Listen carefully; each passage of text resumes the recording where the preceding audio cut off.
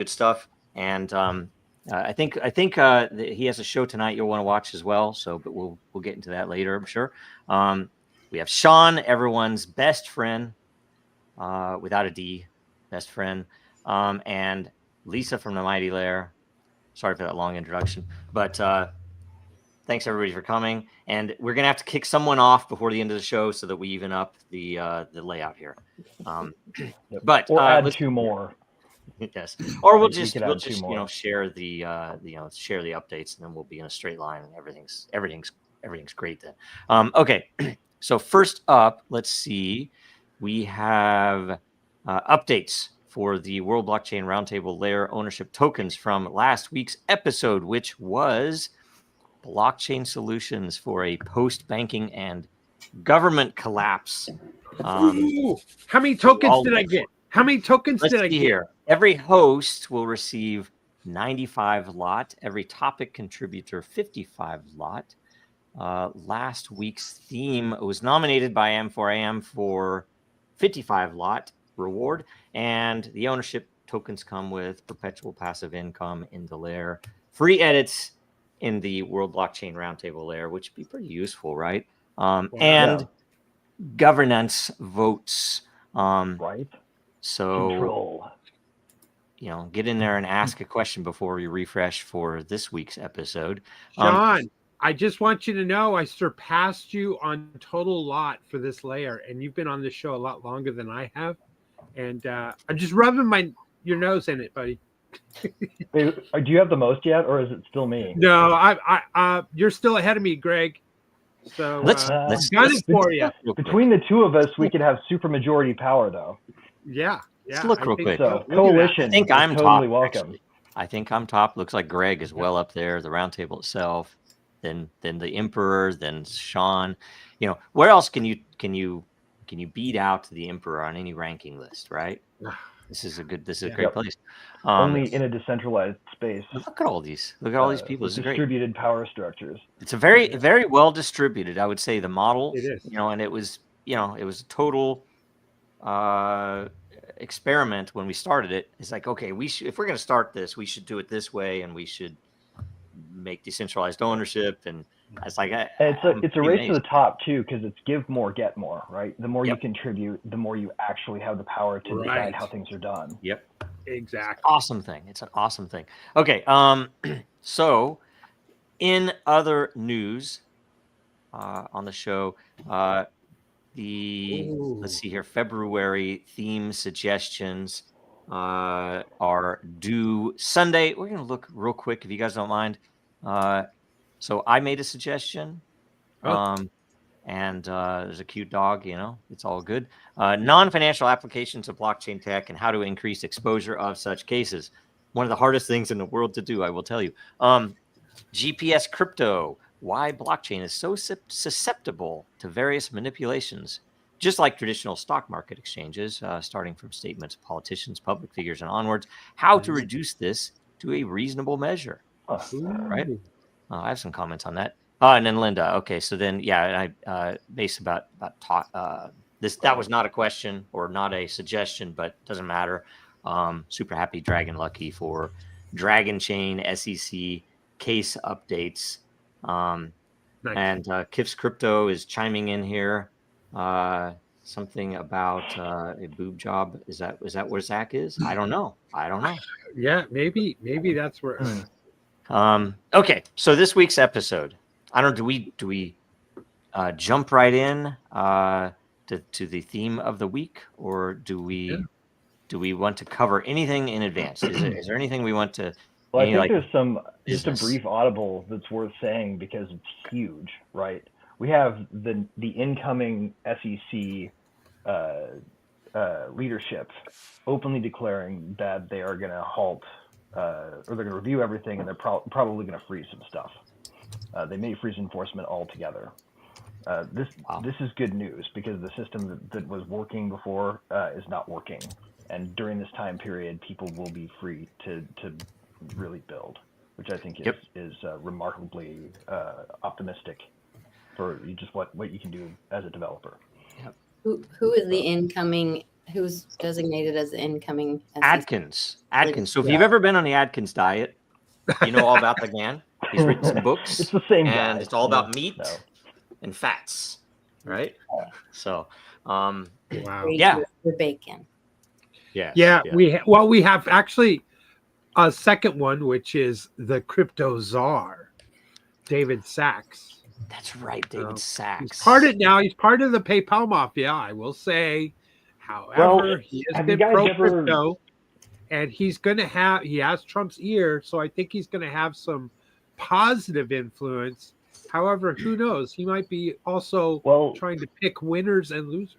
Yeah, does he hold dragons? I'm going to throw this in here real fast. Question.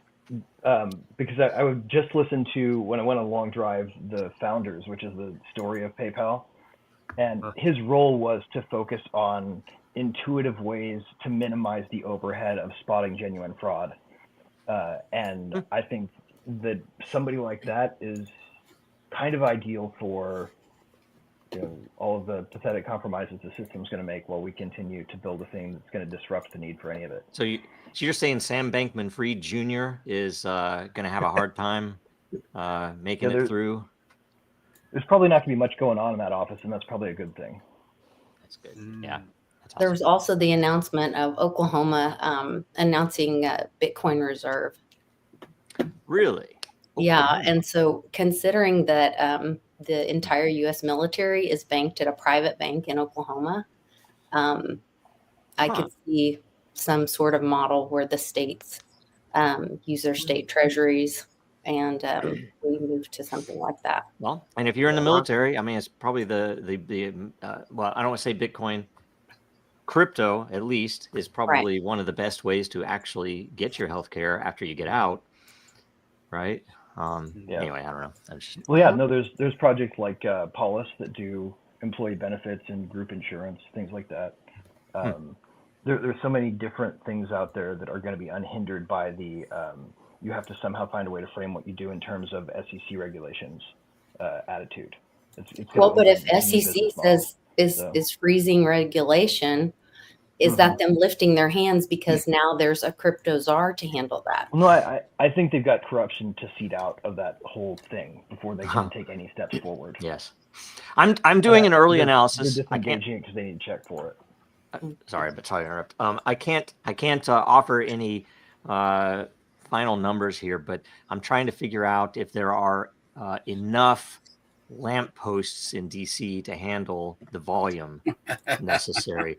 And I haven't even gotten into the rope side of things, but I know, I think it said there were 385,000 lampposts in DC, which, with a decent schedule might be doable. Anyway, all right, let's see here. The other piece of that is one of the other big kind of embedded anti-crypto voices too has noted their withdrawal date, right? So it's like the 25th. They lose another big anti-crypto voice. Who was that? That was I forget exactly the dude's name. It was part of the release on this review that this guy was stepping down, or at least that was part of the article that I read. Was that Jorge guy? Find it. Is it the Jorge dude? No, it's not him. It was basically the internal accountant. Okay, I know Jorge watches the person who would have kept the books on all of their sort of inflows and outflows related to what they were doing. Yeah. Okay.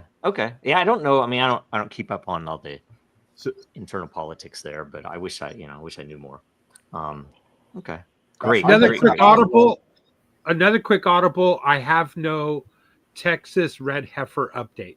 Just damn it, man. Keep on it. I want to know. I mean, they sold them, but I don't know if they actually used them, right? Or if their customer used them or not. So no, I haven't gotten paid yet. No, they're under lock and key and guarded by a lot of military. No way, really? A lot. Wow. Really? Man. Yeah, they literally, Hamas said that was one of the reasons for the attack. Oh, think I they're remember Wagyu that. beef, I do by the remember way. that. Do you Wow. think they're Wagyu Oh, cows? we'll get into the there is some actually at least Oh. seemingly good news on that front too, but that's for the second hour, right? They're Okay, also so not that red. well, When they showed them, I thought they would be more red. They're not very red. They're very Yeah. brown. It's kind of like a golden retriever, Yeah. right? That color, right? Okay, let's see here. But more delicious. Let's see. I'm going to throw this up. This is today's episode. Debunk or prove conspiracies with the blockchain. So I'm going to refresh this. So we get any new replies, any new questions. Sorry, get that message off the screen there. Okay, you guys ready to debunk? I don't know if we're debunking or if we are explaining how to debunk. I don't know. Whatever that is. Yeah. I have some interesting stuff that from probably stories from 2019, I think, that relate heavily to this topic. So anyway, first up, Legacy Zach. Legacy Zach. Special. I'm He's kind of special, retarded. like Alex Yeah, Jones. he's special. Like, so be gentle with your explanation. All right. So take that to heart. Long Right. to remember, What though. can we do to store data with the blockchain if we were to prove that those people with the funny hats committed the ultimate coup in the assassination of JFK? All right. Who wants to hit this first? I'm just going to go straight down this line here.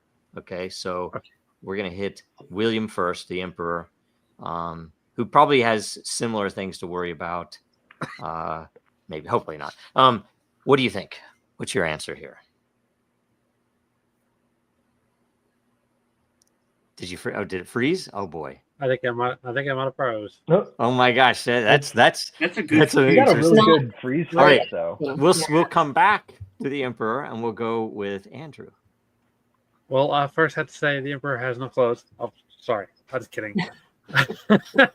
But no, I mean, it depends on the size of the data. I mean, they're doing NFTs and stuff like that on Bitcoin Core, right? And they can squeeze that in. So thousands of little files and archives, you can download them instantaneously with the download manager. It's built specifically for blockchain and extract them remotely, right? So that's a way to have that kind of security of knowing that something hasn't been tampered with. Just as an example. Yep. William's power was assassinated. Now, hopefully, who knows what the control of the timing there. Okay, Sean, what do you want to say about this? Well, it's tough. It's tough to answer that because I don't know if it's possible to prove anything. Like the laptop is fake. The laptop is fake. The laptop is fake. Here's proof. Then it's just all, it doesn't really matter. He's, in the end, he's pardoned. But there's still people that think it was fake. But it was just, lies that it was real. So it's hard to prove anything nowadays. They used to be able to give proof. It was proven. People had much more open minds. Everyone is so closed-minded now. It's literally like you pick a side and then you stay there no matter what. Even if you're proven wrong, there's still people getting, their 50th booster on something that is like, well, it doesn't really work, but here's a the booster. research is getting more damning every day too. Yeah, it's like when you say, well, look at this study, like that's a magic Harry Potter word. It literally wipes everything away. But this and this, So I don't know. I don't know. I think the problem now has gotten to where it's people. It's humanity itself. It's not right when blockchain came along. Like now we have real provable history that can't be changed and blah, blah, blah. It's like now literally we're the problem. Yeah. All right. Aaron, what do you think? Well, I mean, certainly you could put false time-stamped information on a blockchain. So, I mean, that is the tough part of it. I mean, you can use the blockchain to record a history and have an immutable ledger, but the data that's in there, you know, the blockchain doesn't necessarily imply the veracity of the information that's stored on the blockchain. So I don't know how that fits. But okay. All right, Greg. And that was actually a really great lead into the point that I was going to make, is if you want blockchain to be able to stop conspiracies, then you need to intentionally design it the way that parliamentarians design new rule sets, and map it directly to the technology in a way that doesn't use a metaphor from the past, like documents or whatever. Just map it to the new data structure directly and use that as your procedural set. You could even impose the creation of integrated devices that were tamper-proof, that they had to do voting on, that sort of thing. Now, there will always be a component of trust that goes into any kind of centralized leadership, which is why I'm an ANCAP. But you know, setting that aside, knowing that that's not the world we're headed towards, we can make it a little better if we put the whole government under glass and make it so we can see everything that they do, and we can force that if we really have the political will to. Yep. I say, if you want to catch conspiracy theorists, make them do their accounting in public blockchain. That's the truth. That's the truth. If they really cared, Lisa. So it was my understanding that this question is saying, like, what would we do with the data if we were to prove? So we're proving that, yes, that happened.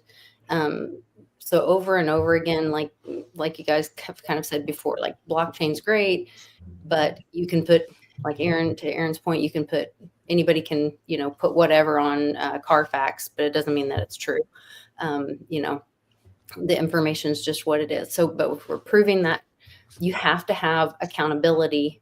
And so I think that's where, like, the signatures come in. And to Sean's point on previous shows that we've done together, like, if they issue, if the powers that be issue an emergency order, whatever, well, then when that runs out, they have to step down for anything to be continued again. So there has to be some kind of accountability or signatures that these people with the funny hats have to have.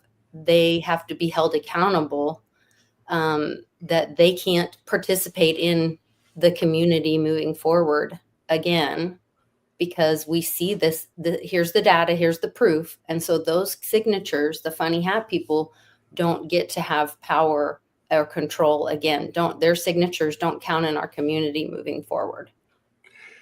And that's a big, like, I brought this up with a.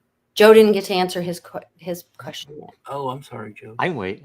Go ahead. Okay. Well, so this guy's a graphic designer, and I don't know if I've sent you guys a video, but he's like just a really good, you know, graphic designer. And he said, you know, I'm not political or anything, but, you know, I heard that Obama's birth certificate is fake. So he went to, like, the .gov and downloaded the actual birth certificate. And I mean, because this is so old, he's like, he starts taking it apart and showing how bad it's faked. But this was also, you know, like, what, 12 years ago or whatever that it was made, or 15 years ago. So he's showing, and he's talking like you guys talk, like, you know, this software that everyone knows about it, but no one knows about it. You know what I mean? He's like, you could just throw this into, you know, XQ3 and look at how easy that is. And this, obviously, look at this shading and this. He starts taking it apart. He goes, "This is the worst fake thing I've ever seen." He goes, "I'm shocked. I don't." I said, he showed it. It's like, look, I'm downloading a new copy of it from the government and showing, you know, how to do it. So then my point was, though, what do we do then? Because legally he wasn't allowed to be president then. Every treaty, every decision, everything technically should be all turned back. But we're not going to do that. We're just going to put an asterisk by it and accept it. There should be. I've done this in a while. There's no dead letter office for the Constitution. The second it doesn't get enforced, that part of the Constitution dies, right? We just will ignore that provision because the practice has changed. Is how it will likely go in reality, and that's the unfortunate way about I'll tell you, there's no enforcer for the Constitution. There needs to be an active one. Yeah, it's the people, right? Hold on. Well, imagine the people who killed people in Afghanistan, who killed people because of the attack. Imagine just what that would do to their brains. It was all a scam, that they were led into it. And then, so who do we go now to war with? Our greatest ally? I mean, there's so many. It's like we would just be like, oh man, this sucks. No, he needs to be unretired and held accountable by the military, just like what Ivan Raiklin suggested happened to Millie. All right, we have a I don't know if he has if we've altered his voice or not, but we do have a dark whistleblower. Just kidding. Oh yeah. Oh, you can answer now because I haven't even answered yet. So you're back in time. Good. So what's your answer to this question? I'll pop it back. Yeah, refresh my memory. JFK assassination. Oh, well, there was an Alex Jones recent post on oh man, I was doing 911. I didn't. I'm sorry, I went off on that. It was JFK. That's completely different. Yeah. Okay, anyway, I would think that trying to capture the data to be able to debunk or prove, these conspiracies is where it's all about. And blockchain certainly can do it. And blockchain can make sure that the data that's captured can be probably someone's already answered this, but can be validated, that it hasn't been corrupted. And I think that's where the answer lies, somewhere within that. And we need to really explore this. We need to explore blockchain and make it a staple as far as recording history and these sorts of things, government for transparency, etc. And courts really too, for evidence and submissions. Evidence. That would make a lot of sense. Chain of custody, all that. So I have a bunch of comments based upon your guys' comments that are hopefully interesting. That one thing, I pulled down the birth certificate. I was a contractor at the FBI in one of their big facilities, and I was running Linux on my laptop, and I pulled down and pulled the birth certificate apart and all the layers with GIMP, and I was blown away. And even I had a colleague there who was a friend who was definitely a big supporter of Obama, and he was floored. He was like, it was bizarre stuff, and knowing how those files are put together, it's bizarre. That's all I'll say. The thing about this question, and in my answer to it is, when I was at Disney, not this precise question, it wasn't the target, but all of the myriad of things that are similar in use case to this came into one of the use cases that was a goal, and several things. And we had, I will say, we had the luxury of not having to deal with a VC or to deal with somebody who was pushing us to, we need to pump the price, Joe. You need to write something that'll pump the price.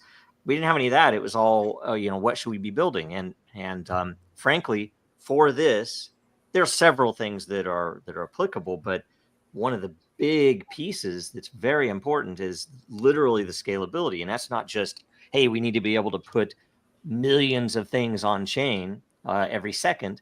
It is that we need to be able to afford to put millions of things on chain every second, right? That if you can't get both of those things, then blockchain can't help you, right? And that was, one of the big goals.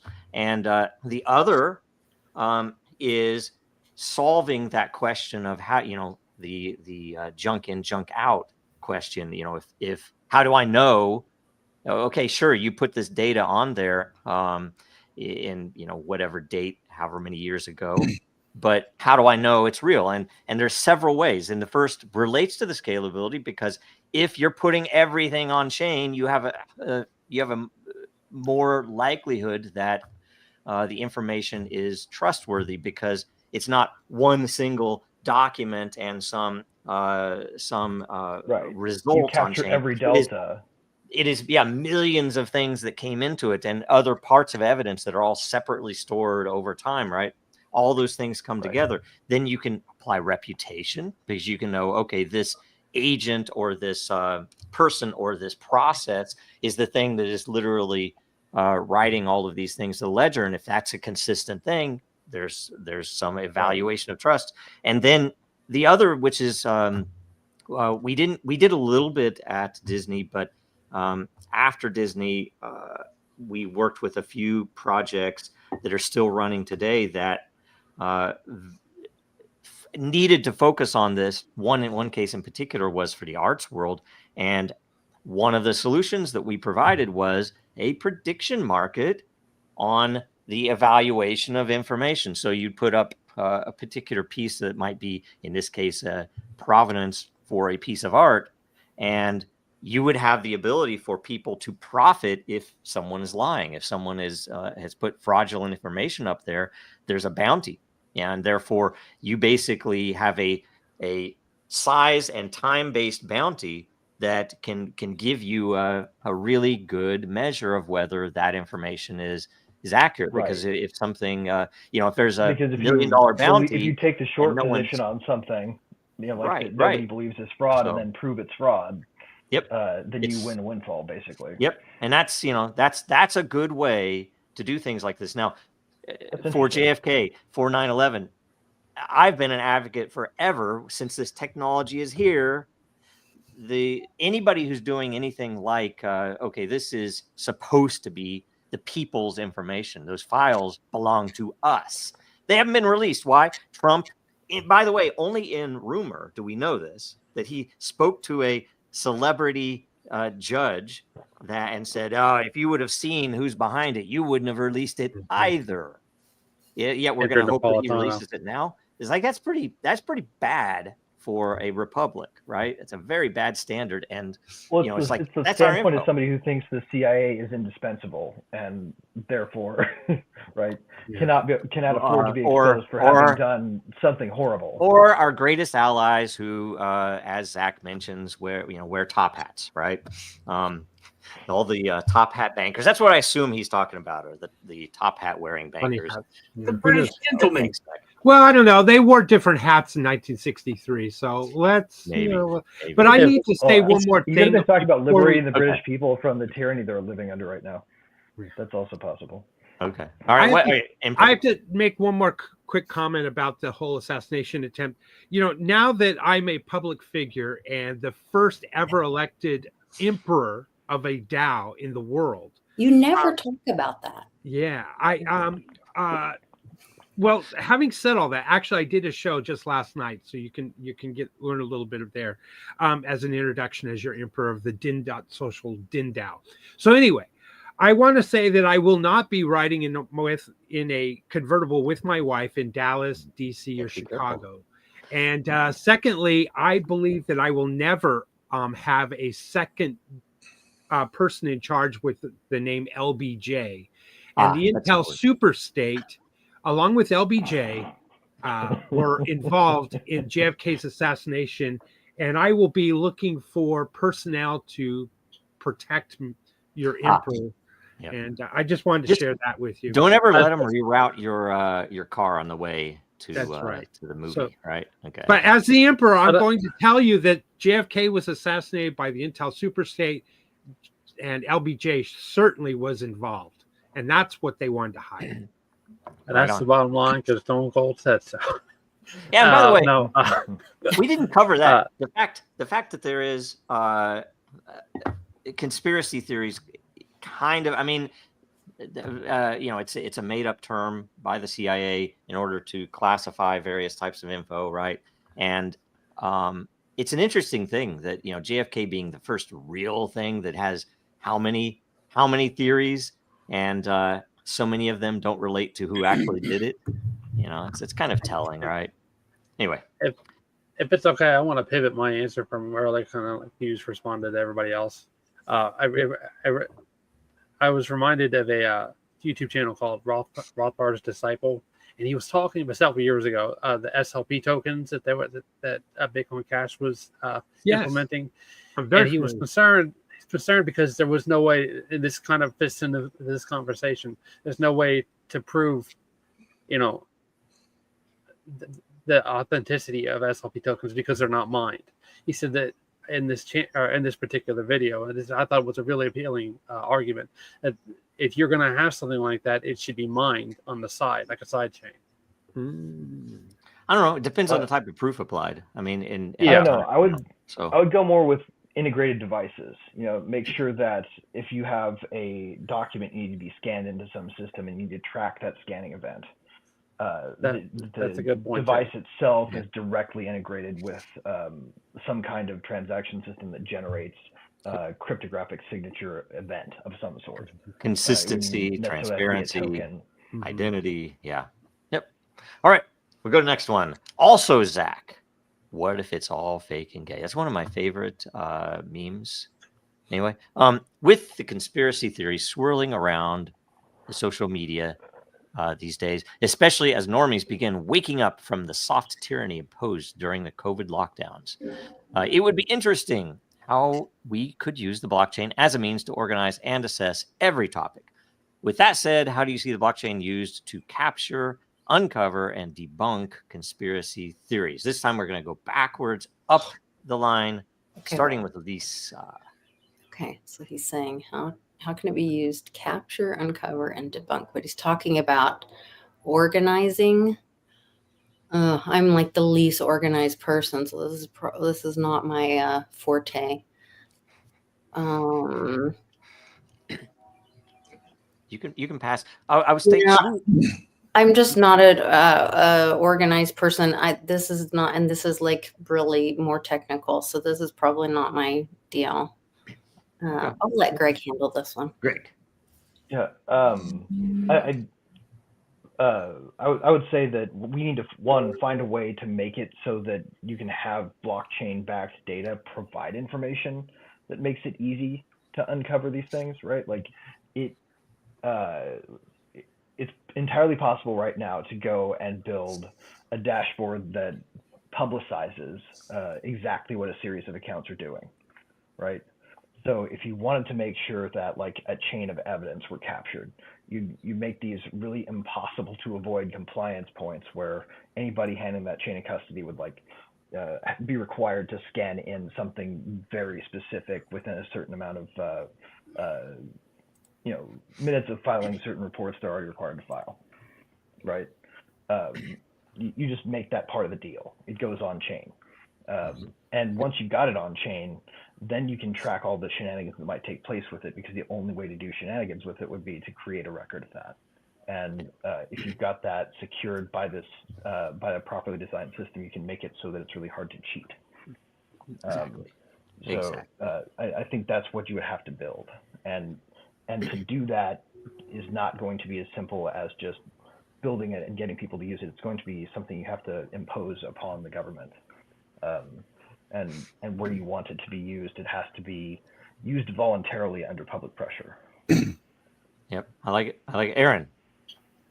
I think it's really difficult to use the blockchain to prove anything that's happened in the past, just because of the source of the information. And by the way, I mean, related to that, I guess we could talk about that later, but I don't know if you guys have been following, but we should be expecting a lot of alien and UFO disclosure over the next 72 hours prior to Trump inauguration. And this is going to be coming out over multiple, some mainstream news channels, podcasts. It's going out all over the place. Stephen Greer's been pushing this for a while. And so I guess now a whole bunch of people are actually going to be coming forward, and direct whistleblowers that have been kind of behind the scenes because they're worried about legal or other ramifications for coming forward. And I guess at this point, the theory is, well, okay, people want the truth. And now that there's a change in administration, people are coming forward. But that's one of those examples. It also throws more sand in the incoming administration's gears, of course. Yeah, that's true. That's true. It does. But this is a perfect example of how would you apply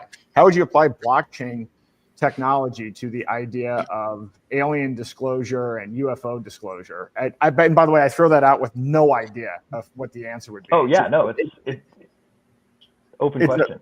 Yeah, it's an open question. But the concern is moving forward is that, unfortunately, the technocrats would want to have a complete AI surveillance state. So it would be possible to do this moving forward. I just don't think we'd want it, right? I mean, if everything is tracked, time-stamped, and tied into a centralized surveillance system, do we really want that? So No, I think we only want that if we point it internally at the government only, I guess. Yeah, true.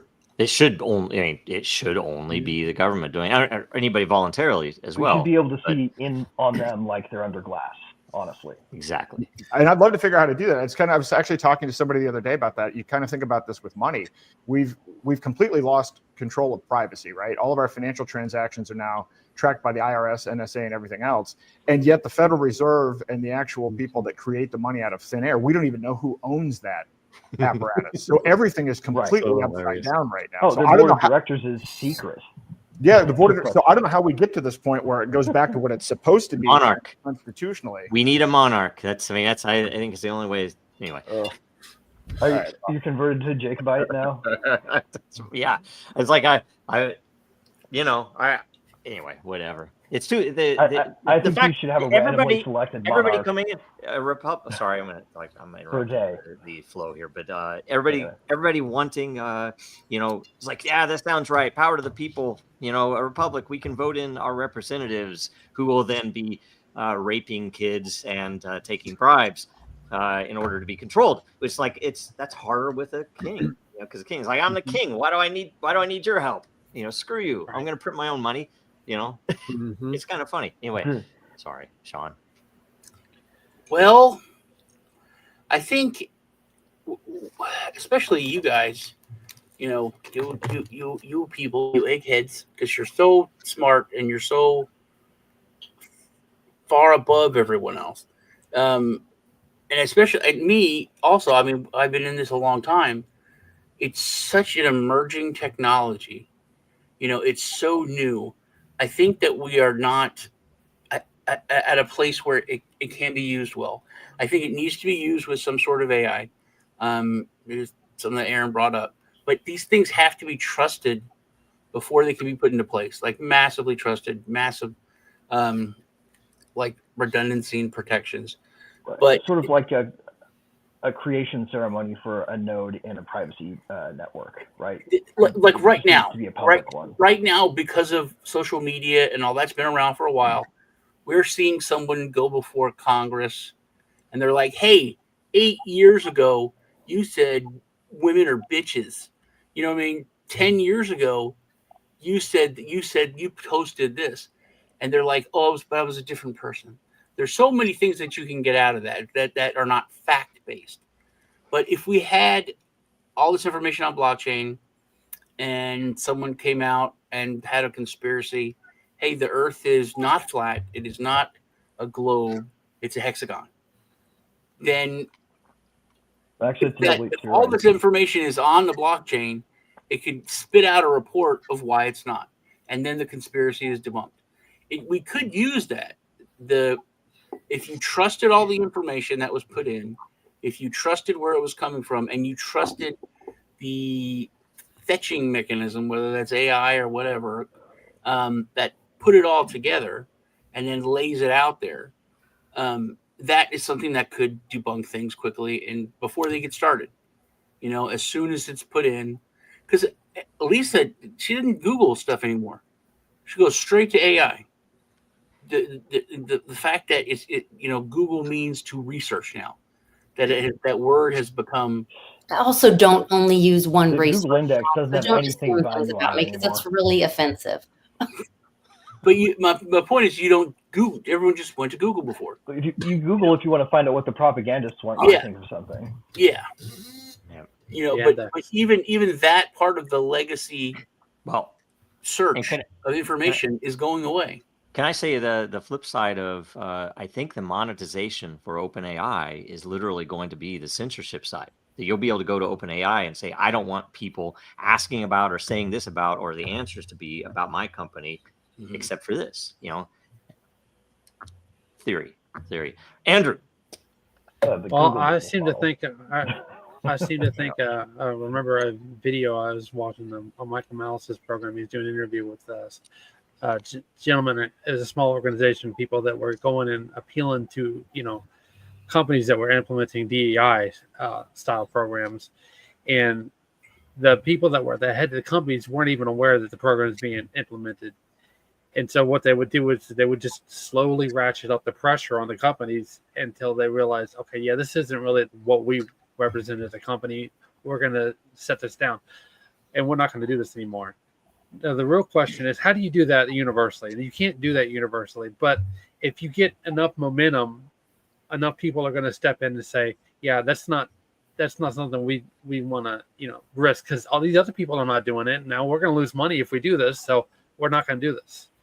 Yeah. Yep. All right, William. Like they say, the winner writes the history, or the conqueror rewrites the history, or however you want to say it. And I think if more history is recorded on blockchain, it's going to be providing us more data, more facts, more information that's immutable, and we'll be able to determine or discern what is factual, what is truth, what is fake. And in this world with AI being introduced, it's even harder to discern the truth. So I'm going to go back to the wisdom of the crowd, and like Din.social, incentivizing human behavior to discern the facts. Those are powerful tools, powerful techniques. And if we can record more data, then we can probably determine what is fact and what is fiction, and try to debunk, if you will, some of these conspiracy theories. But it's ultimately, how much prediction market data that you could validate on chain would you have to train AI with before it had an intuition for what was likely to happen? I don't know the answer to that. I mean, you would use both maybe, but that's the thing. If you have a prediction market, wouldn't it be interesting that you could leverage that whole number go up mechanic to get interest and eyeballs on some of these things? It's like, hey, this looks like it's fake, and for some reason the market's doing this, an indicator. And if the market is being manipulated, there's an opportunity to fix it. And so it's like it is a really good way to handle even historical data. We talk about prediction markets and how much more factual they are, and over the past 2 years, I've seen so much, and Dana said in there, and the Jefferson song, that we're getting smarter, but actually we're getting dumber. But people are learning more. Like the shock that all of these polls were completely way off, but the betting market when it came to the election was so spot on, because people really care about money. Like if you call me and I got my friend here and they're super liberal and I'm going to answer the phone a certain way, or I just don't want to tell you the truth, but when it comes to where I'm putting my money, or that you're not going to mess with. So that's why the U.S. government shut down InTrade too, isn't it? They don't want those predictions, right? Yeah, they screw up their push polling. That's their fucking poll manipulation system to let that information out. Yeah. Okay. Next question. And did you answer? Did I answer? I mean, I think I already answered it before. It's like and I interrupted you guys enough. I think. All right. But I have a question about this, because they're saying, do you see this even debunking conspiracy theories? Because I don't think it matters how much data you capture if there's no enforcement. And that's the big drum I want to beat on this, is that it's like all these hearings that we see and all this, they bring out the facts and we see this stuff happen.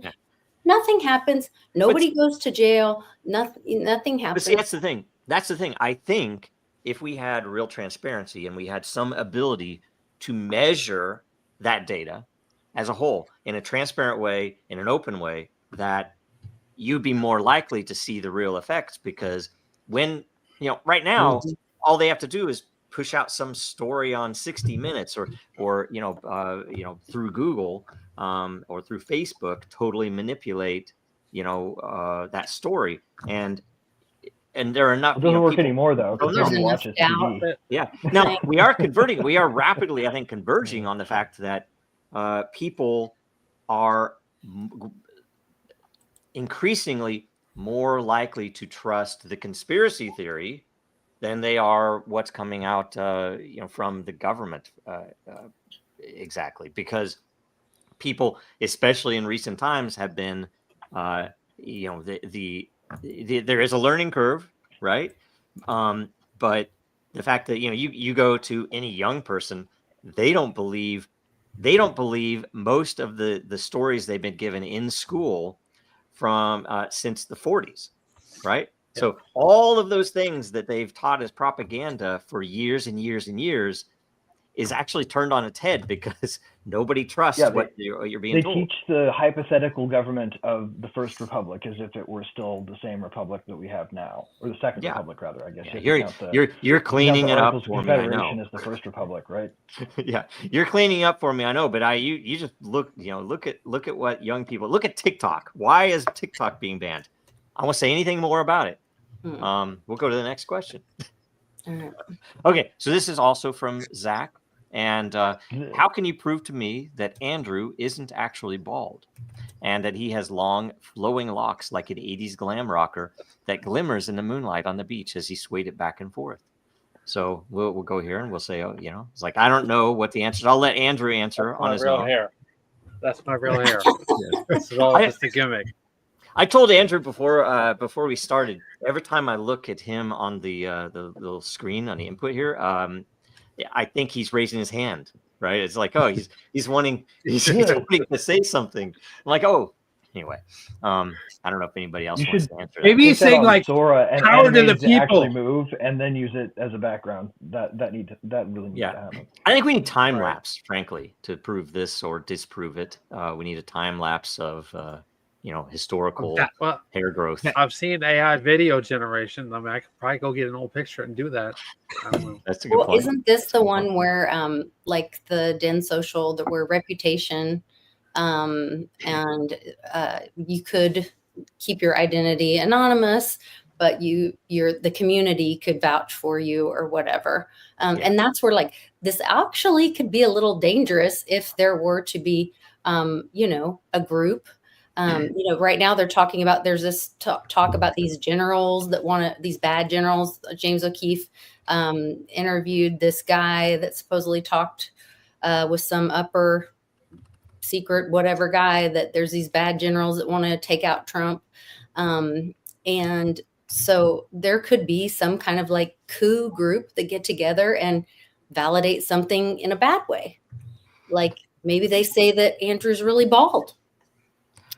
Or that he really has purple hair, or that he's, I don't know, whatever. So I mean, they would have a lot of footage to check to look for glitches in some kind of algorithm that was like drawing. I guess where the reputation comes from would matter in that case, right? Or how the community is valued would matter. We may not believe a picture that Zach puts up, but we would probably believe a picture that Andrew put up. Yep. Well, and I'll say, why do you think they have been pushing this deep fake question for so long? Like there's something that they have out there that they know is going to come out. Well, they've pushed this one for a really long time. Fake. What's that? Fake photography was a legislative issue in the early 1900s as well. I know. It's actually really funny because all these same arguments are being made. This is specifically about saying, oh, you can't believe that. That's a deep fake. That's what this is about. And it's just such an odd thing. In fact, for some Fortune 500 companies to issue press releases about tools related to deep fakes doesn't make, it's like, where are they profiting? Where is this company profiting from the ability to create deep fakes? There was a former president who got caught with publishing a fake photo as if it were real, and it was a pretty good edit. Who was that? I forget exactly who it was. Let me find out. This isn't, a coincidence that we're approaching the singularity. Let's just put it that way. Yes. Okay. All right. We're going to go to the next one. And because we are, there are a lot of us here today, and it's an uneven split for the layout. What do you think about 1.5 minutes? Real quick answers. Yeah. Lightning round. And bonuses if you come in well under. Right? You come in 30 seconds, you get a bonus, right? You win. All right. Okay. Next question from the emperor himself. Does your government lie? Raise your hand for yes. Question: is blockchain capable of proving or disproving conspiracy theories about UFO sightings or government secrecy? So let's start this time with William. I have a timer here on a mobile device, so I will start. You ready to go? Go. Yes, blockchain is capable of doing it. I don't think that we're going to add a prediction market and get everybody hyped up enough to use blockchain to solve this question or this issue. And no, I do not trust my government. Next. Right on. That was excellent. See, you win. That's a bonus. All right. So let's see here. Andrew is next. Go. Yeah, I believe so. Yes, in an overt way, the whole alien invasion thing that could be, psychological stress enough for people. It's like we need something to prove that this is actually happening. In a covert way, maybe just slowly boil something up within the user interfaces of stuff like Facebook and just all the different things that you use, and say, is this real or not? Yep. Right on. Sean is the real test here. Absolutely. But it's, you guys use that term government under glass. It's just perfect. You have to have transparency and you have to be able to trust the information. And then you build a real database that's foolproof. It's awesome. And then instantly you'll know the truth. Yep. Right on. Aaron. I think no. I just think it's going to be garbage data in, it's going to be impossible to get access to the information to even be able to evaluate it fully. Contraire. But all very right. valid. That was fast too. Greg. I think the most likely explanation for the UFO technology that is being displayed in anything, if there is indeed UFO technology being displayed, a lot of them can be confirmed to be video glitches and lens misbehavior and illusions of motion when a camera is positioned at a certain point on an aircraft and things like that. You can really actually tell other explanations for this that could be just we're not looking at UFO. For the ones they can't explain, right? I would be willing to bet that this is a popular fiction maintained specifically to cover up our own research. The fact that these next gen things are behaving in ways that are seemingly beyond capability is what they've always done. I mean, the SR-71 Blackbird was freaking secret for a really long time before they let people know that this super fast jet actually existed. It seemed like alien technology. The Aurora program, and they lied about for years. They just finally disclosed as a real thing. Like this high Mach spy plane replacement for the SR-71 actually existed. Yep. So what they've got right now that they won't talk about, very easy to cover up with stories of UFOs, I think. Very good. All right, Lisa. So is blockchain capable? Yes, but like to Aaron's point, but the data that's available is controlled by the government, which is, I don't think, willing to share with us the truth. So, which I don't trust. And I don't think this question is about our opinion about whether UFOs are real or not. So I'll leave my opinion at that. Right on.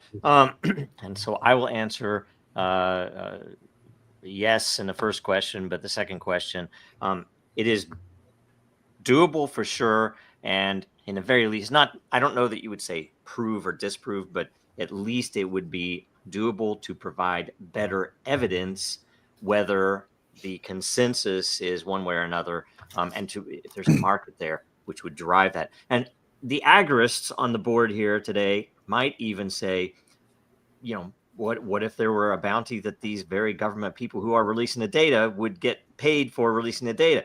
It's like, I don't know. I'm not sure if I'm for or against that, but anyway, some interesting stuff. And Greg is the only one who did not get a bonus hitting under the 30-second mark, but I'm going to give him mine. So everything is friendly and good. I have an answer also. Go see Monday's show on Litecoin Lisa for an answer to that question.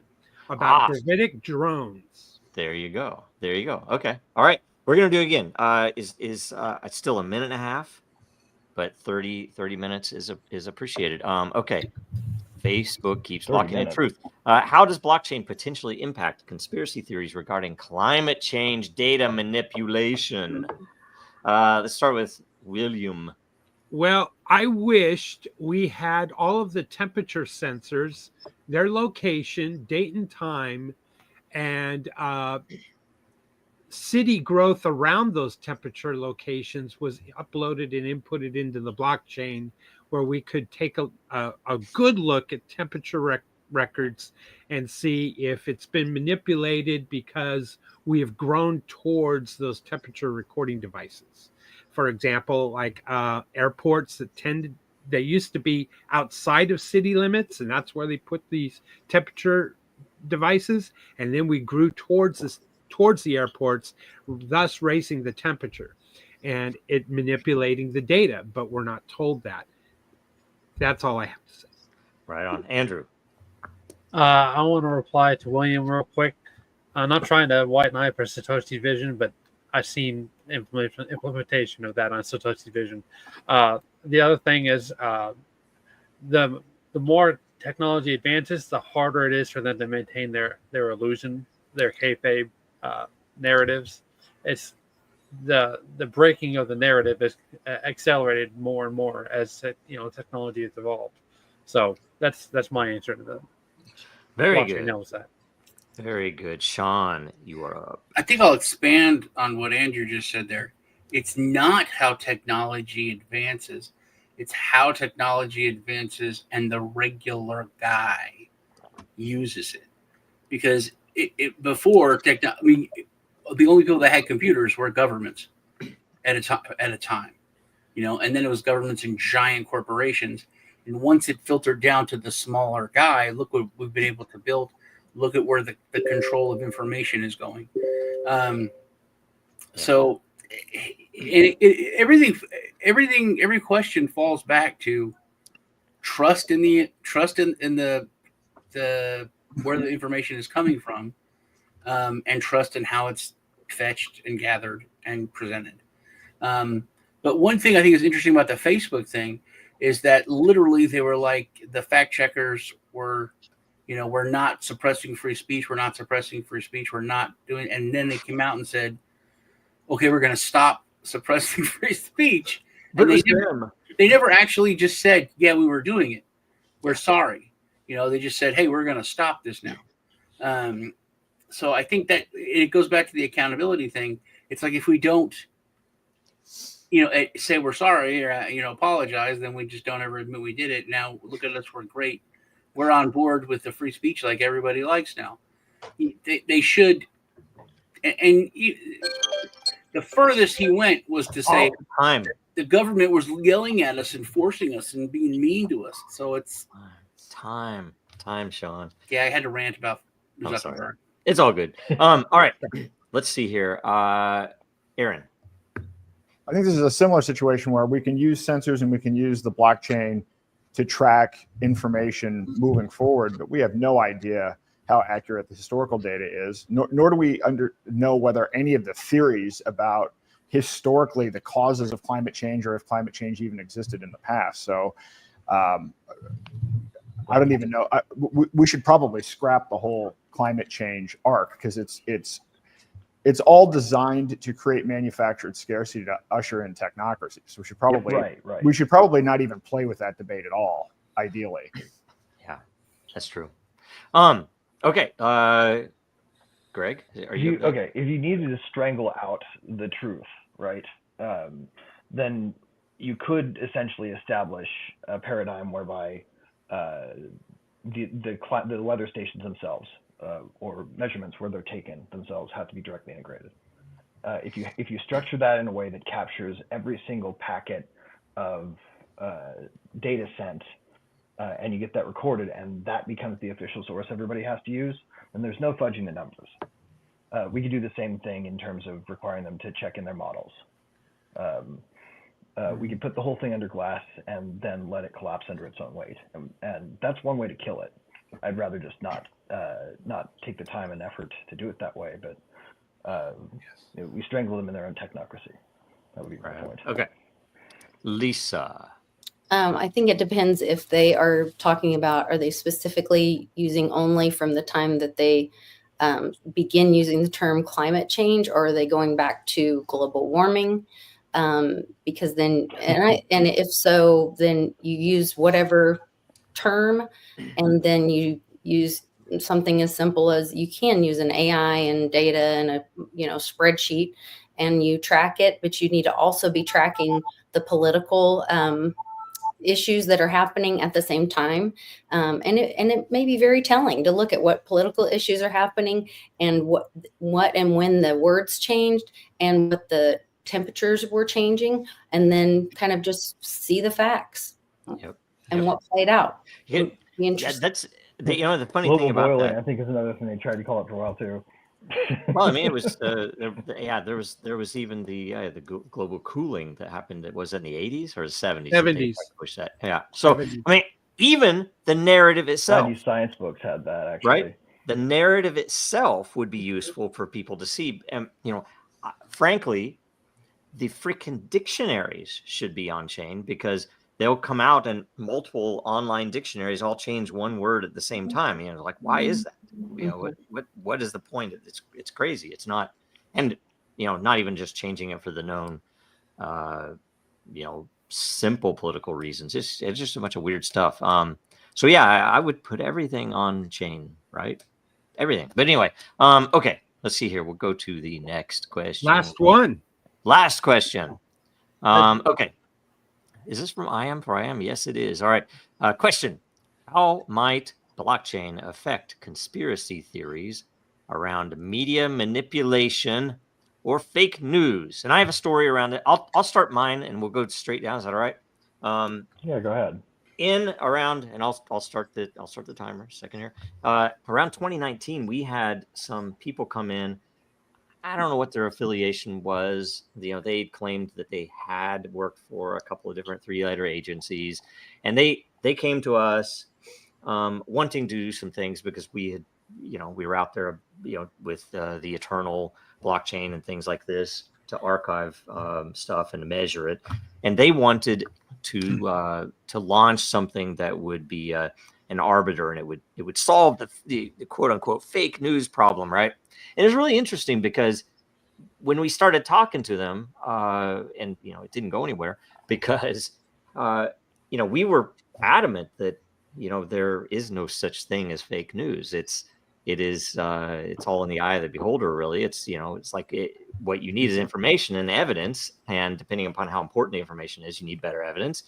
But they wanted something they could manipulate, right? So that's how that stuff happens. And with DIN, I think we have generally solved that problem. There are things for certain types of information that can be added benefit features, but I think it's get it on chain, get it all on chain, and put some way to evaluate it with a market around that. So that's my answer. And next we go to William. The truth violates community standards. I think that's pretty ironic.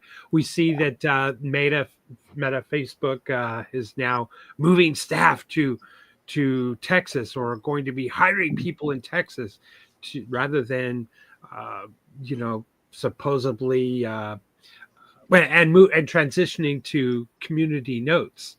And Din.social was ahead of it to plug it, and to a shameless plug, my video that I did last night on my introduction as and introduce myself as the emperor of the Din DAO.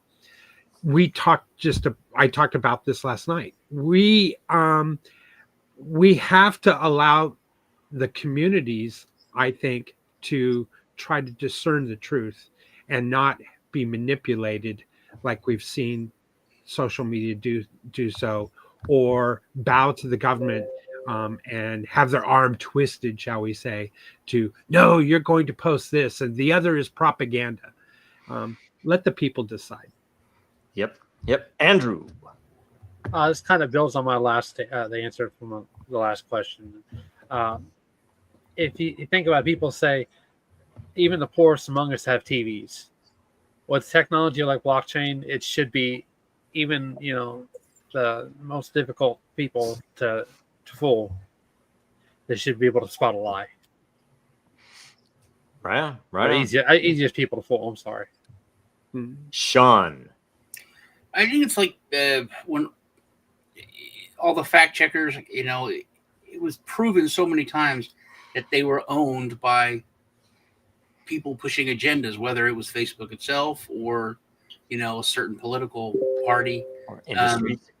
or industry. Yeah. So that all, it has to come down to what we've all said, where the information comes from, transparency and trust. And then the community note is valid. It should literally kill the post. Yep. Aaron.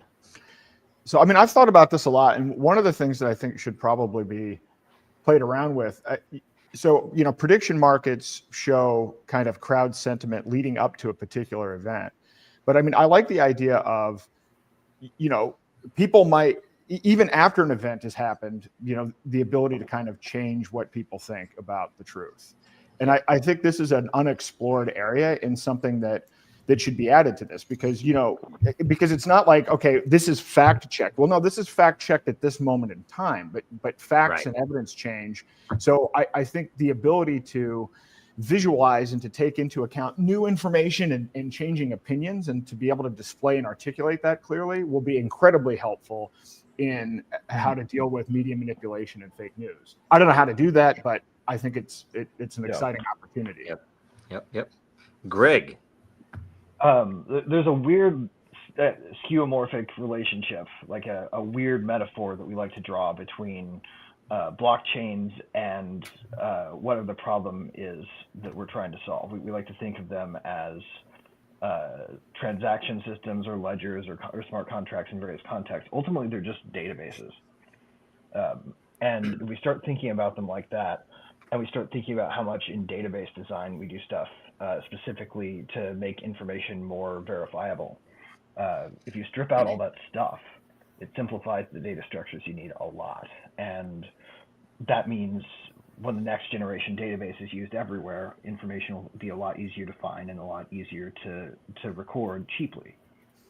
So we'll be able to put more stuff in the same database. And I think ultimately the path to go is to think about this as a technology and not just one of its most first obvious use cases, which is the out of control state-controlled finance system and the centralization of it that is being done at the point of the gun and always has been. Because that goes away, and you essentially end up with Timothy May's original crypto anarchy, which I think wasn't really so much a wish as it was a prediction. And I think that he was always right in that. Right on. Lisa. So it's my understanding that they're asking how blockchain would affect the conspiracy theories around media manipulation or fake news. And I think it will just ultimately prove that there was, because people are going to have access to more facts and they're having less and less trust in the talking heads. They're seeing Project Mockingbird play out because they have more accessibility. I mean, that's why you're seeing Joe Rogan and Tucker Carlson have a larger following now than CNN. So that's kind of Yep. Right. I'm going to bring this up, and this not because of this conspiracy theory, because I know very, very little about it, but this popped up on my feed a few weeks ago, and it was interesting because apparently, and I don't know, there was something about I know this. So this Amy Eskridge was talking about energy stuff or things related to UFOs, right? And had some background working in the South and one of the research groups. And how do I say this? That she died under mysterious circumstances. Well, after talking about a lot of this stuff, that's happened more than once, right?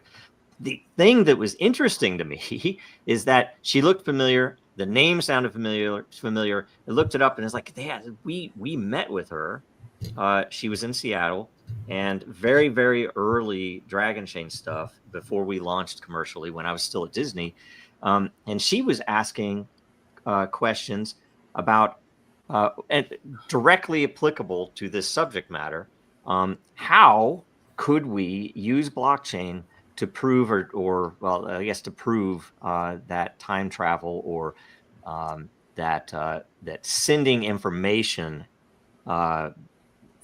backwards in time is possible? How would you prove it? If you could do it, how would you prove it?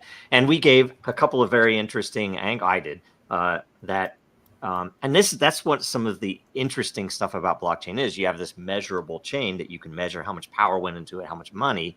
Therefore, you could, for instance,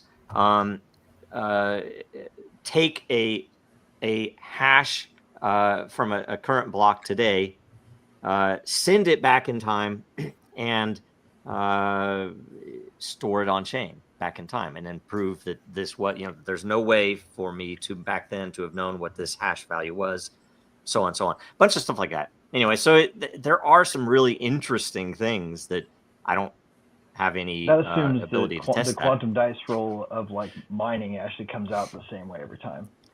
You might end up with a completely nonsense hash. Possibly, right? I don't know, right? So anyway, that was interesting. So okay, so that is the last? Yeah, that is the last question. So now we can go to what current events do we want to cover today? I have one I'd like to start out with because it kind of dovetails into the last question. It's what's taking place with TikTok. TikTok in the U.S. is about ready to go dark in the U.S. this Sunday because that was the deadline for the legislature. And the Supreme Court did not make a decision. They said they needed more time.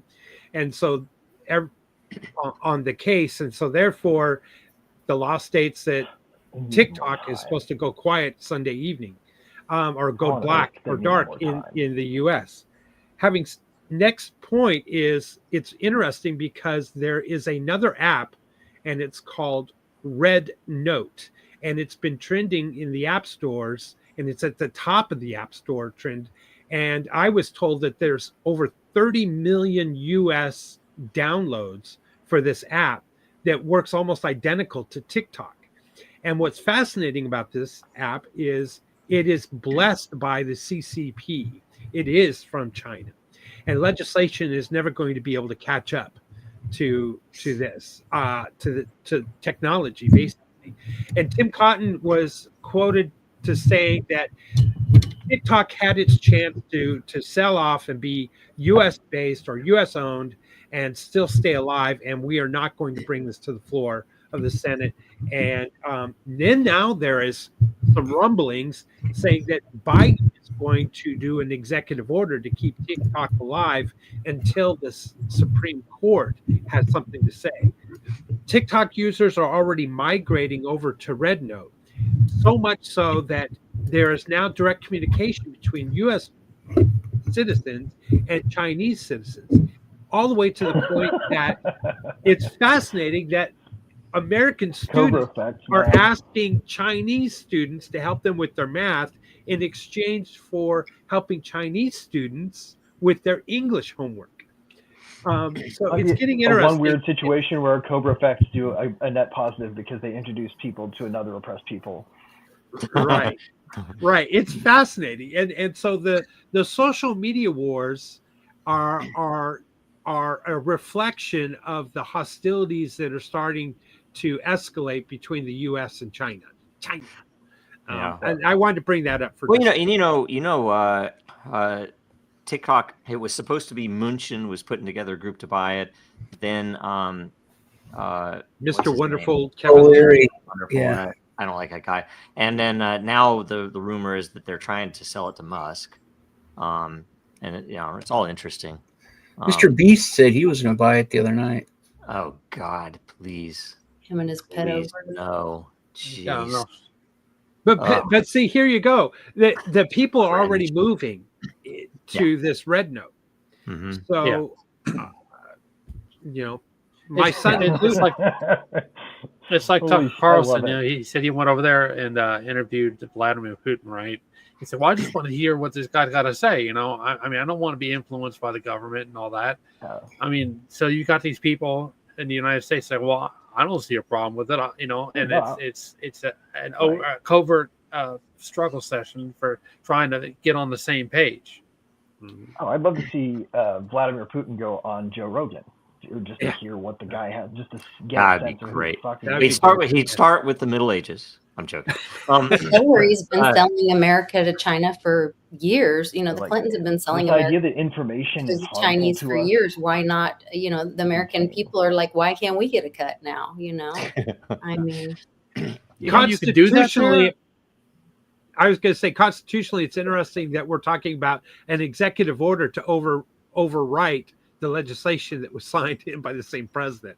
I thought it was kind of Well, on a subject that is obviously unconstitutional in the first place. It's so freaking ridiculous. they're isn't it? protecting us. Well, I mean, it should be pretty obvious that this is the And kind of here's- thing that is a free speech violation. And here's I the understand thing: why the Supreme Court. the needs to only take so reason long. they're coming after TikTok, you know, they were fine when it was pushing degenerate dancing and whatever you want to call it, joking. And right of They free were fine with that. association, too. It's when they started showing the conflict in Israel and what was happening with Palestine that they decided, wait a minute, this is Chinese propaganda. This is one step too far for TikTok. We have to kill this. Munchin, you go buy it, right? We'll put it in. You go buy it. It was It's it's like that crazy. It's like that leak on Discord and how they were trying to control the narrative of Discord now. Telegram. They did. I mean, and you think about it, what you know. So we know that we don't know what the this is so stupid that we have to call it this, but the censorship profile of Red Note. We don't know. Are they going to censor communist stuff? TikTok, we checked that back in the day. We posted some stuff, and TikTok was great didn't have on any effect. censorship. Yeah, they had TikTok no barriers on like until then they started censoring heavily when they said, "Oh, we're going to ban you in the U.S." So they went full Facebook on them. I think they brought in Zuckerberg as a consultant. One thing they never did though was censor like cypherpunk stuff. Like you can go on there and you can talk about Rivet had we ran like 5 videos before we stopped patronizing this firm because we had to like tighten in for the down economy times. But we had like 5 or 6 TikTok videos made that were just like us talking about why the tornado cash situation was screwed up. It went wide, like instantly. Yeah. We had 45,000 views off the thing on the first day.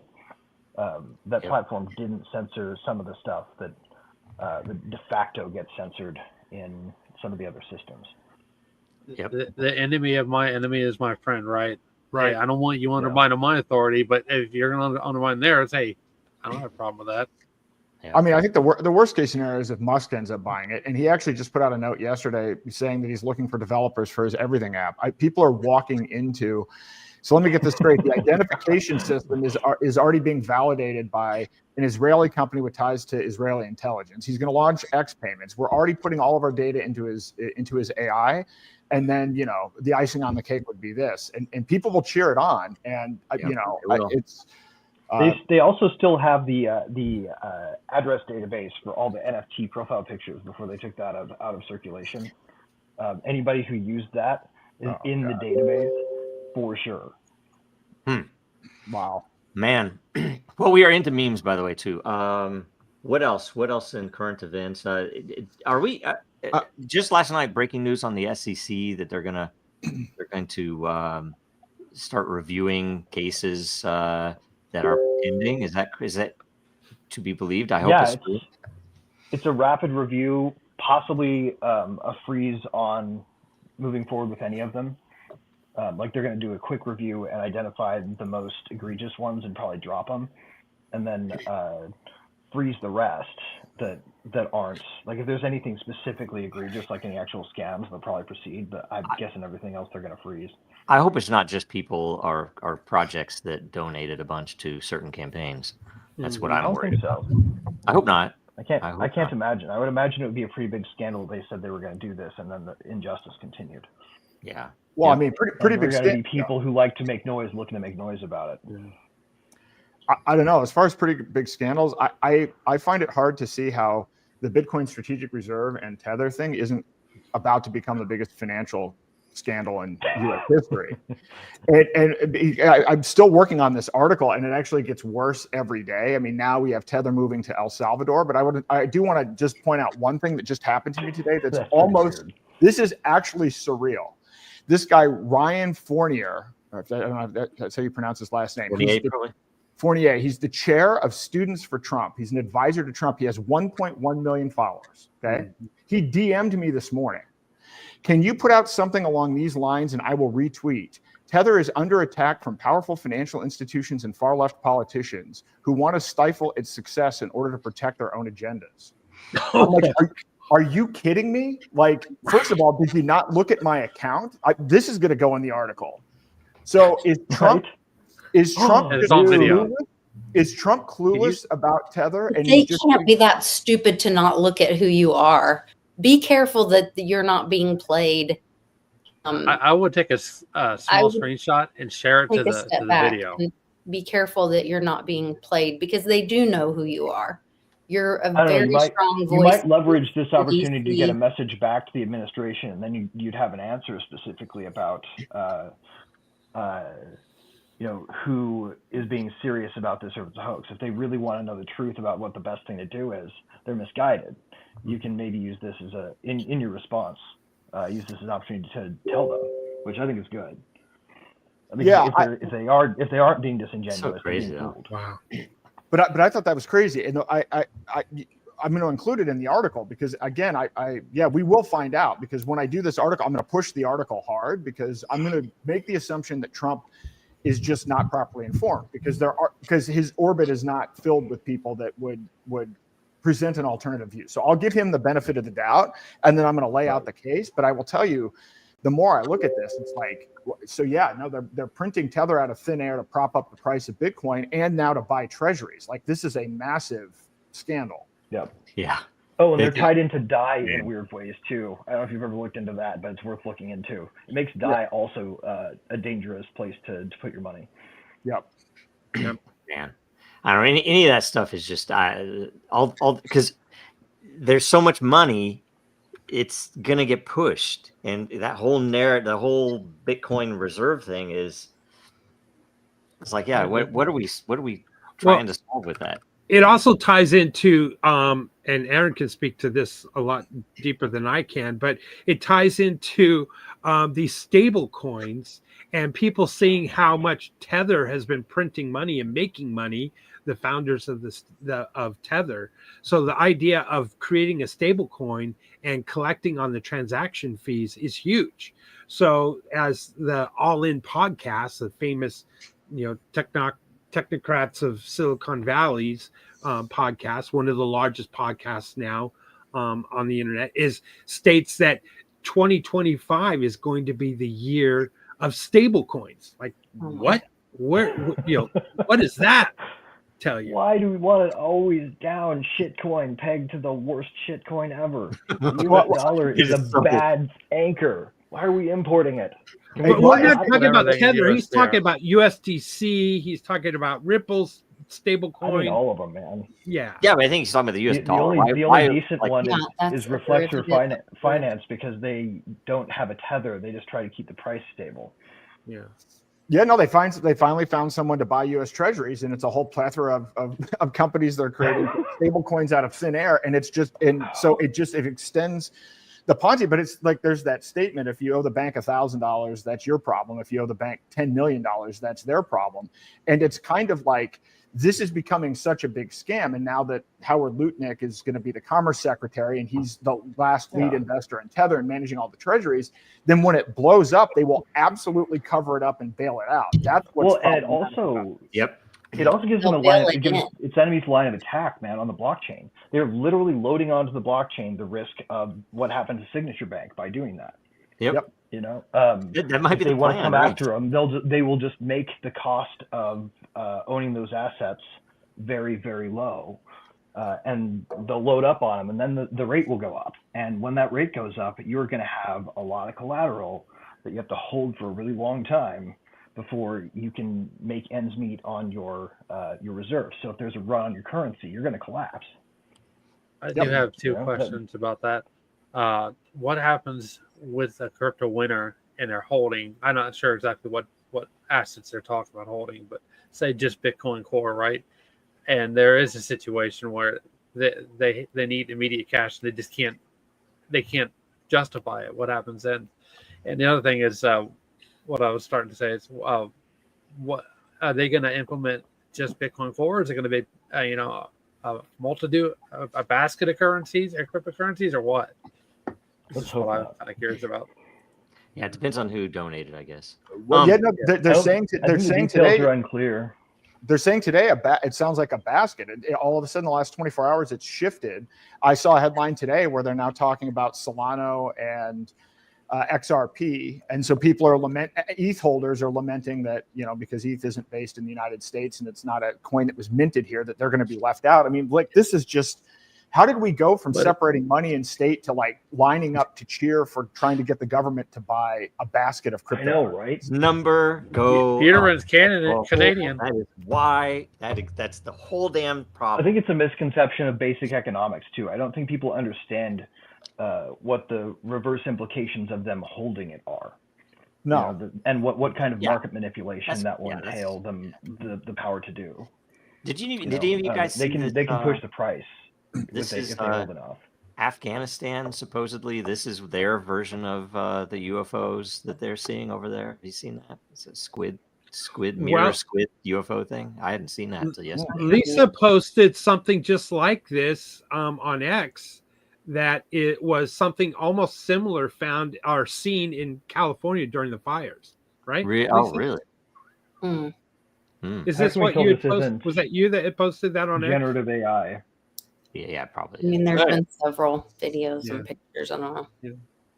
Who has a suspicion that Gensler is not an actual person? I think he's a fish. I think he's Zuckerberg's uncle. I've heard and neither one of them are real people. He has a twin brother. I've heard it's his twin brother that's playing him right now. Yeah, he's the evil twin, from what I understand. He does kind of look like one of those surrogates from that horrible Bruce Willis movie, where he rode around in a puppet body. I don't. He kind of looks like one of those. He also looks a lot like Brad. I think he might be twin brothers with Brad Sherman too.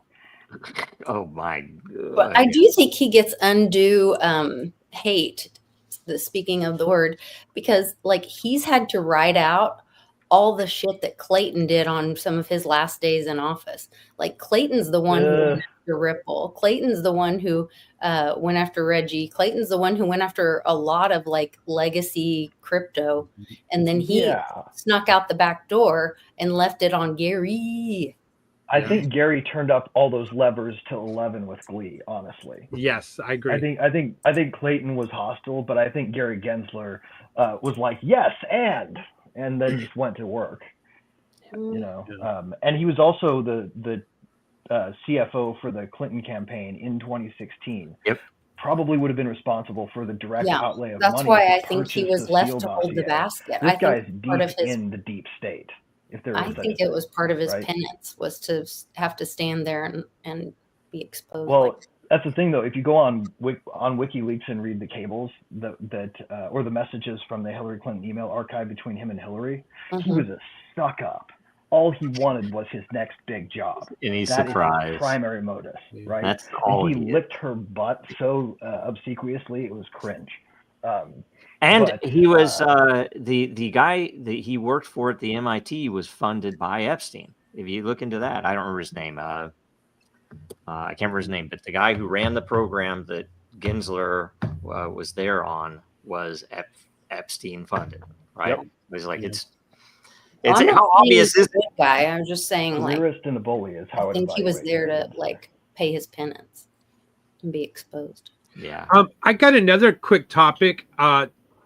Did you folks hear about the former OpenAI researcher and whistleblower that was found dead in San Francisco? He was like 26 years old. I watched a heartfelt interview of his parents, and I'm going to butcher the name, and I deeply apologize. Suchir Balaji, who was a former OpenAI researcher and found dead in San Francisco apartment in recent weeks, somewhere around the beginning of December.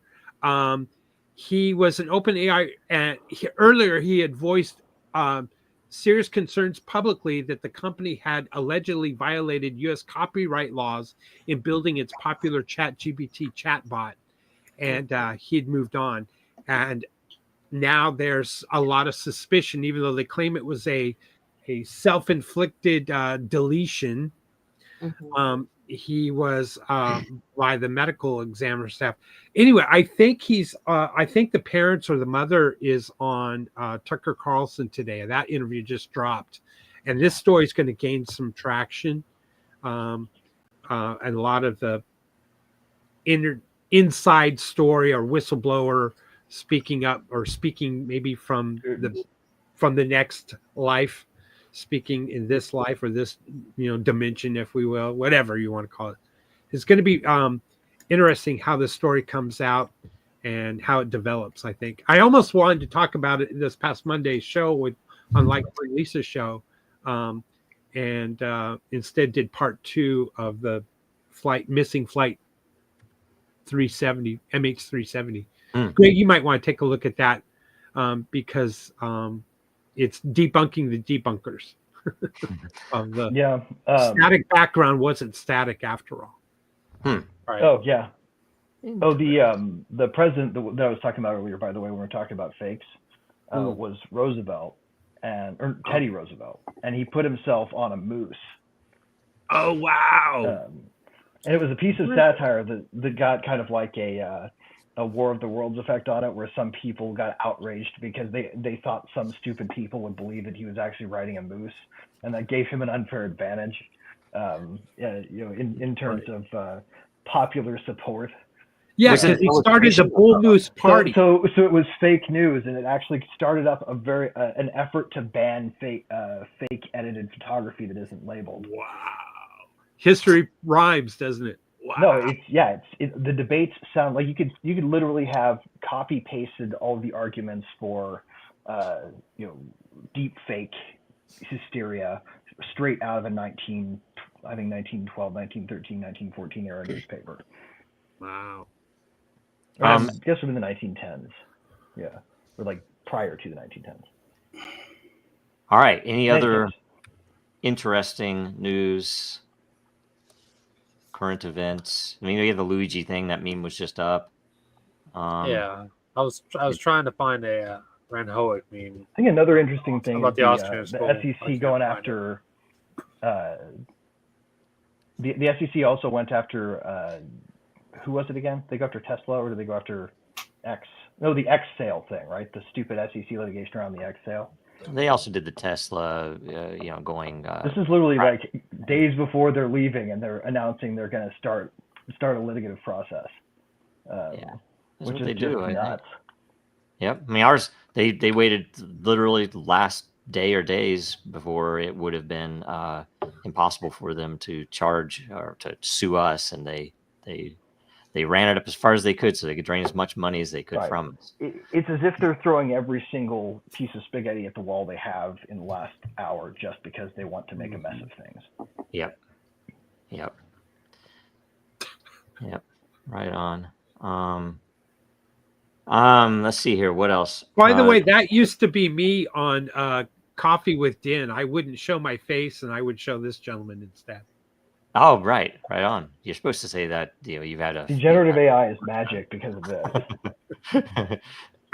All right. I don't know what else. I'm interested in. Oh, here's the Plague of Demons card. Has that come up yet? I particularly think that's the SEC, but I don't know yet. There's a bigger glom. It's that entire the Five Eyes of Finance and the three-letter agency version. It's not international. It's like just these regulatory agencies spanning from the comptroller of currency all the way down to the SEC that are the problem, really. Yep. I haven't watched any of the confirmation.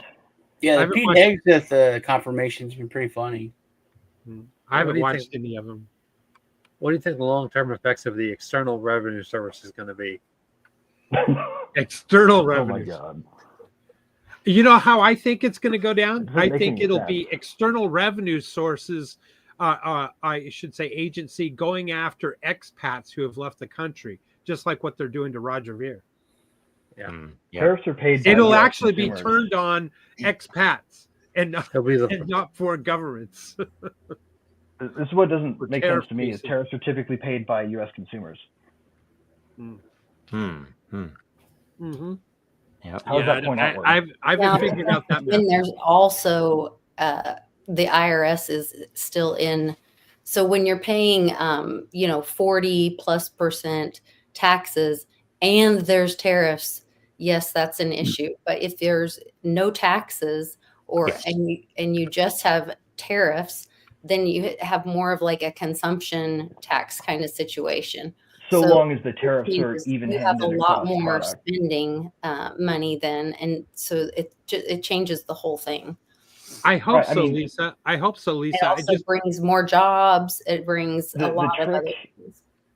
It would also simultaneously require a downsizing of government to not be such a burden on the market. that it Yes, wouldn't kill it. exactly. A huge downsizing of government, which is what we need. And you would Yeah. also need for treaties to be even-handed if you wanted the treaties not to distort international marketplaces. Yeah, which is And what I think that would be a hard impulse to resist for the policymakers.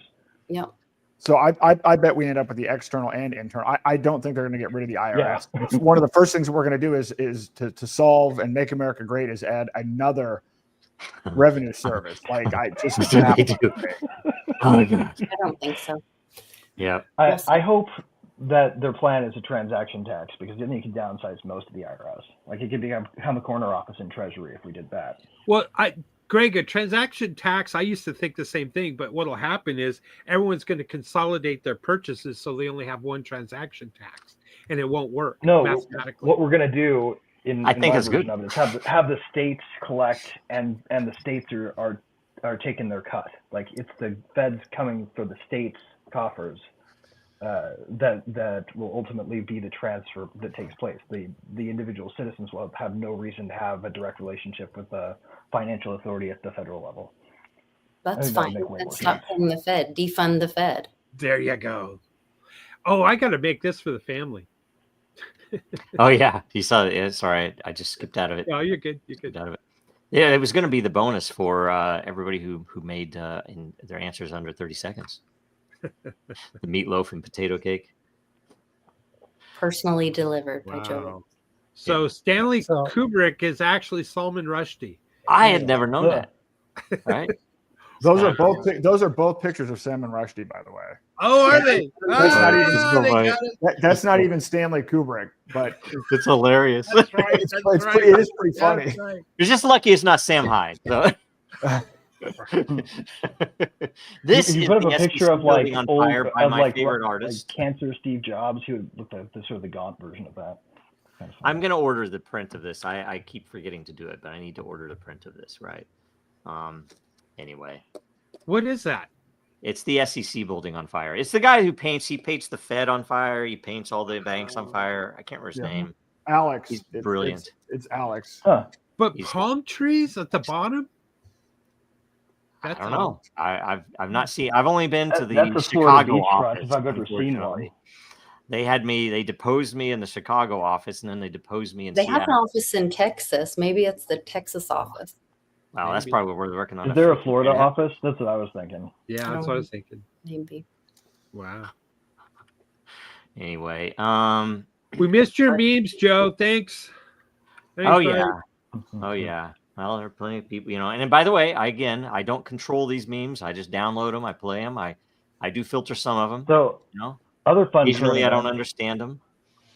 events. Did you guys see that the Go back there's one.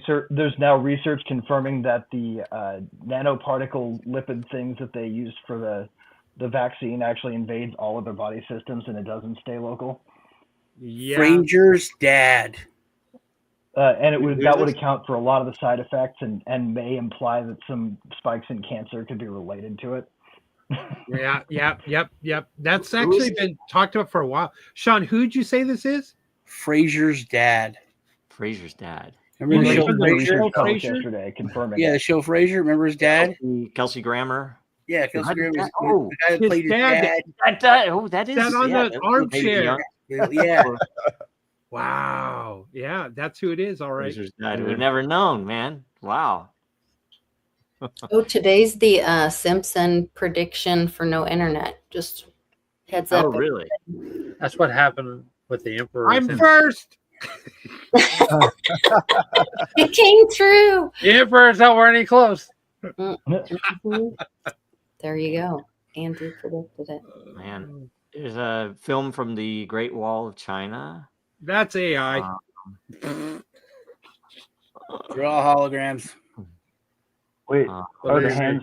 You can always I've pull in never the seen hands. such a beautiful wall. Yeah, this was a good one, actually. I do like it. Wow. That's blasphemy. You I want to can't. tell you, hey, the agorists on the panel here today, tell me what the An agorist fascination How does that work? is with Milei. And at first I was Oh. totally a fan when he first came in, but then as soon as I saw what country is he was he elected Argentina. to? And what was the He's done a lot when he of. came out of the election, he was waving Honestly, the he's a net Argentinian positive. flag, This guy's right? still a net positive. Oh, wait a minute. He wasn't waving an Argentinian flag. That was odd, I thought. He's a very, This very guy's big still a fan net of positive, Israel. as far as I'm concerned, man. He's actually this particular bit doesn't add up to the good done by popularizing all of the Austrian economists to the people of Argentina. Oh yeah. I understand. People are walking around with copies of Human Action They as a they regular put thing. someone out in front of and us, and we that's a always win. say, "Oh, we want that guy," and then we realize, "Oh shit, okay, wait a minute, kind of sucks." Well, right? Let me. Let's go 50-50. Uh-huh. The size of the government the Argentinian government has shrank dramatically Oh yeah. under his That's good stuff. and so if you want to look at that side of the coin, he's being very successful and balancing their budget, creating a surplus. Those, Sending all I their still- gold overseas. yeah, but see there you go. This is where the other part of it is. I think Weird. there is a bow that still has to be done and made by these leaders Well, some would once say they that's get to a why certain level. he's I think there it's at all. obvious that U.S. influence requires this of any leader who is going to not be deposed. I think it's the IMF. All visit a Polish. Oh, the visit. IMF, but the IMF is our elites, right? It's the same group of people. You just can't look at government as a solution. You can say, well, Right. at least he's worked this way, and that's been successful. By the and way, take bits and pieces. No, I'm not talking about the government at all. I still think the best benefit he's made is popularizing the spread of those ideas.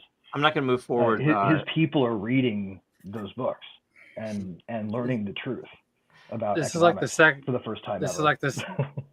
This Yes, is like sir. the second coming of the Chicago boys down in Chile. I mean, I'm not saying that it's the same principle acting, but I mean, if he's putting pressure on people in Venezuela to say, "Look, this model works. You can actually fix this Yeah. problem if you actually This- stick to your principles." Right, you just have This- to go with Austrian economics and shrink government drastically across the boards, Sorry. regardless of what problems you think they I solve. apologize to interrupt here, guys. Is really, I mean, actually, a great conversation with a discussion of this being a very well done meme for the history lovers. It's just a beautiful execution on a meme. Just take note. All right, beautiful. It's amazing. Anyway, Absolutely. and also the SEC Delinda Est that we need to be pushing that. We need to salt the fields when we win this. Needs to never come back. All right. Right, yeah, you got to Um, cauterize the head, otherwise the hydra just keeps getting more heads. Yep. I don't know anything else. What else? There's no actual proof that they salted the fields. There was Yeah. one That's thing. true. Yeah. They did salt the field. That really only messes the ground Doesn't up matter. for like. It doesn't a matter. It's season the or two. story. It's the story and the meaning. saying. It's a beautiful thing. So, and we didn't. Aaron, what's your take on Milei? I don't know. I mean, I don't have I haven't actually studied it enough. I mean, it certainly does seem like he's made some progress, but to what end? Where does this wind up? And so I'm going to reserve judgment. It certainly seems like he's done good things so far, but I'm going to reserve judgment. Who was a fan of the Ian Carroll response to Elon? That was crazy. That just blew up. Like, I don't know, it was amazing. I thought it was pretty interesting. I don't know if you guys care, but anyway. I didn't see it, so. Are you kidding? Oh my God. Yeah, I'm you sorry, need to forgive look me. at it. It's He beautiful. ratioed Elon significantly. By like 100x or something. there I think are- by more than any has They ever literally happened. are black bag operations bagmen when we need them too. Like those guys will do the dirty work for us in terms of like clandestine and undercover operations and all their data harvesting. Like if we want to do something dirty against the Constitution, they're our buddies. Because that's where most of like hackers for hire are formally held. You know, like the corporation that allows people to break into your device with a USB attachment, sort of stuff. That's all Israeli companies basically. Oh, well, So yeah. that's a big tie-in. There's a tit for tat there. They hold and harbor some of the dirty stuff that we want to do. Yeah, it's the whole thing where they can send something over there. Criminals we don't want, or harbor people we're taking for reasons that aren't justified. Well, all this BS about Canada and Greenland. I mean, come on. What's up with that? And who's? I mean, I think I it's think the it's funny as fuck. showmanship. It's the Yeah. showmanship of Trump. It's brilliant to divert our Or attention. the Gulf of America. Yeah. Yeah, the Gulf of America. That needs to happen. I like that idea. Well, I can see the Greenland thing is that what they're trying to do is they're Well, putting pressure on can be- Russia and China. I'll be eating my freedom fries. Also, Turn Greenland the was Gulf of going to America. Denmark or whatever. Yeah. So that could he just be saying, oh, he's conveniently talking about it at the same time that Greenland's actually trying to defect. It's not even about like joining America. And he's like, oh yeah, and by the way, like, you know what I mean? It was more about like Greenland saying we're breaking away from Denmark, and he's just like using it, opportunist kind of conversation. You know what I mean? Yeah. Um, Well, it's a lot like I'm sorry, I'm like in Puerto Rico. They've got a lot of internal problems financially and stuff like that, and so does Mhm. Greenland. right. So they're just going to pass the buck to us. You know, we've already got enough problems, right? So why isn't it continuing? Well, and what if we're all going to It's- nation states and like we are ending the Fed and oversight and all that, like especially with all this happening, yeah, the Texas thing, and where you're seeing it not just, I mean, you're hearing about it in Texas, and then this stuff happening with the Oklahoma, you know, banking stuff and the military being banked in Oklahoma, and now the Bitcoin reserve thing. Like, there's just too many things like this that, and let's face it, them talking about the SEC going away, the IRS going away, all of these things are charters. They can just be defunded. They could still be there, but nobody's coming to work. You know, so It's It's- confluence, All right. the merging of rivers. All right, Gulf guys, of we got- Texas. Gulf of Texas. Gulf it of- could be. Just saying. Oh, that sounds like a good justification for the War of Texas. If Texas wants to call it that. All right. You make it part of the demands. You guys want to close out? I call you I am. Some people call you William. This is another Yes. brilliant one. Please be more positive. You fucking retard. This is funny. The funniest culture. Oh, brother. wow. Didn't he post that himself about himself? Yep. Yeah. I don't know. Oh, and No, here's actually, I one think somebody brilliant one. posted it and he He's retweeted Greenland. it. Yeah, his He- dad Re- posted that Re-X'd they it or whatever. told him that Elon was retarded. And then he said, well, they weren't wrong. We're gonna have to paint the whole place green, so we're gonna need another 20% off. These are pretty funny. Greenland's Oh, got dude. a lot of minerals and wealth. They do. Yeah. I think that's where it comes Though, here's another interesting thing to talk about that we haven't touched on yet: the fire. Oh, we talked. What do you guys make of the fire? It's probably fake stuff. It's fake news, right? Mismanagement. I think it's- One word, mismanagement. Yeah, I Well, think it's probably definitely- homeless encampment. intentional mismanagement, probably. I don't know. Do they want the property the same way they wanted Hawaiian property and the lithium property in North Carolina? I don't know. Who knows, right? It's hard to say. It's hard to say. We also need well, moons. Joe, I think we better close out. We need to add the Close moon out. state. Close out. 30 Close out. seconds Okay, for let's start everybody. with let's start with Lisa. What's going on this week?